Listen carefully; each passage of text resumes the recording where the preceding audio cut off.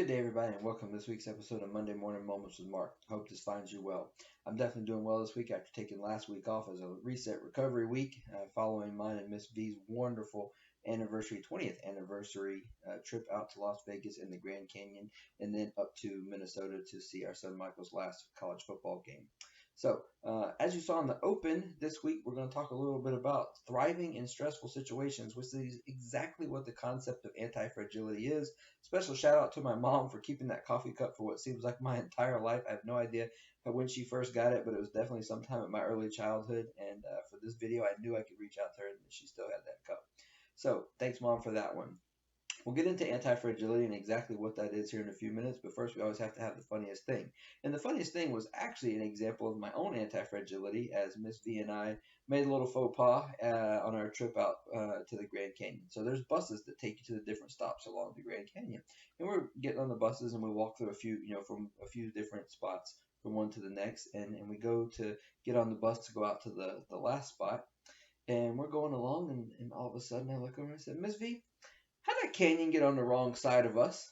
She's like, no, we're kind of like doubling back on ourselves as we're going out, and I'm like, okay, sure. A few minutes later, we get back to the same bus stop that we were at before, and I said, yeah, we're getting off. This is definitely where we were at earlier. And sure enough, we had gotten on the wrong bus. And as we're sitting there waiting on the right bus to come along, I looked over and I said, I am never, ever making fun of the people at Disney World again. I completely understand how it happens now. You get lost in the grandeur and end up on the wrong bus. So thankfully, practicing my own anti-fragility helped me be able to recognize what was going on, navigate the disorder that had happened, and we ended up getting back to where we needed to be. So super special shout out to my son's coach, head football coach at McAllister College, Coach Phil Nicolaitis, for sending this concept my way. It's something that he put out and has been preaching since pre-camp for the football season this year as he took over the program there, of the concept of anti-fragility and what exactly it is. I felt like it would make a great episode going along with all the other positive psychology concepts that I talk about. And I just really like this one because I feel like it's something that I actually strive for in my life as well. So if you're wondering, like I was, how anti-fragility differs from resilience, they sound very similar, where resilience is our ability to not be completely broken. Well, yes, that's true. Resilience is how we handle stress and how we get back to our stasis or equanimity of, balance. Anti-fragility is actually about not only not being taken aback, but also taking that chaos, disorder, stress that comes along and growing forward from it and coming out. So if resilience is started at 10, stress came along, knocked me down to 5, how quickly did I get back to 10? Anti-fragility is starting at 10, stressor comes along, trying to not get knocked down to 5, and even quicker coming out at an 11, 12, 13, 15, 20, whatever, higher than where you started at. It's really seeing disorder, chaos, unpredictability as it comes at you, as welcoming it as a learning opportunity because you know that you can get stronger from it. One of the concepts that the author of Anti-Fragility, Nassim Taleb, talks about is don't suppress stress.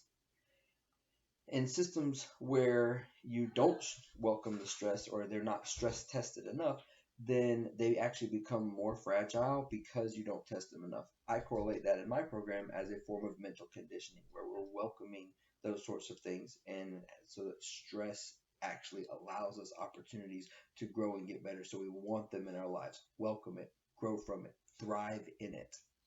Why is that important for a head football coach to teach as a philosophy? As a former head coach myself, I thought this is a great concept because in football, every single time the ball gets snapped, it's chaos, disorder, and unpredictability. Sure, you go into the game, you do your film study, you have your tendencies, you know what the other team's going to do, but it only works as long as they remain predictable, and that's just not going to happen with any opponent, hopefully, or they're going to lose.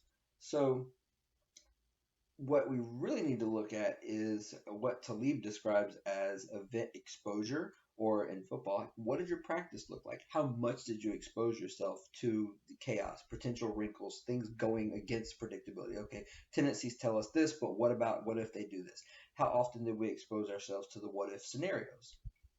So Taking that and from a football sense allows you to the team that controls the chaos the quickest and exercises the most anti-fragility or anti-fragile tendencies in the moment is going to be able to own that particular play. They're going to regain order out of the chaos the quickest and have the upper hand. How does that translate into building our own life? It's a great lesson learned and say life's not going to stop throwing crazy wild things at you. And chaos, disorder, unpredictability, that's called living life. So when that happens, welcoming those moments as an opportunity to grow and get better as a person makes you anti-fragile or have anti-fragile tendencies. Or as Talib describes, making us more robust as a person, because truly being anti-fragile would mean that you are ability to predict everything. That's just not realistic. So one thing that I want to correlate to anti-fragility is developing leadership. True effective leadership requires anti-fragile strategies, tendencies, character traits, all those sorts of things. And we have to always be the leaders of ourselves first. So in exercising personal leadership and organizational leadership, if you have that position or afforded the opportunity, is about exercising your anti-fragility when the unpredictable happens, when chaos, disorder, stress, all of that falls in and things completely go awry of the plan you had set in place. How do you navigate it?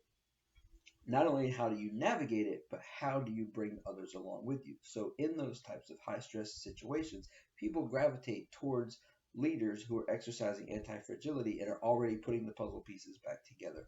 I love order, disorder, and chaos because it gives me that opportunity to put the puzzle pieces back together, to take all of the elements that are as they're unfolding and put together a scenario, and just like the football play, regain the order and move forward from that. Exercising anti-fragility, I like to take those strategies and the next time do it better, faster, stronger than I did the previous example. And to me, that's one of the hallmarks of leaderships is looking at people who can do that. They're the people that when things are going totally chaos, it looks like they're just walking right along. And you're like, how do they know what's coming? So just an idea of how to practice anti-fragility in your day-to-day life is taking those sorts of things and welcoming the stressors as opportunities to sort of maintain your stasis and not only physically but also mentally, spiritually, and emotionally, and then continue to move and grow forward. As the holiday season is upon us, I encourage you to take some time this week to reflect on stressors that you've had recently, figure out what sort of anti-fragility strategies you learned from them, and look for ways to continue to grow those as you move forward. And take this oncoming, stressful season as the holiday season can be, and again continue to grow from those opportunities and become more anti-fragile people. Have a great week.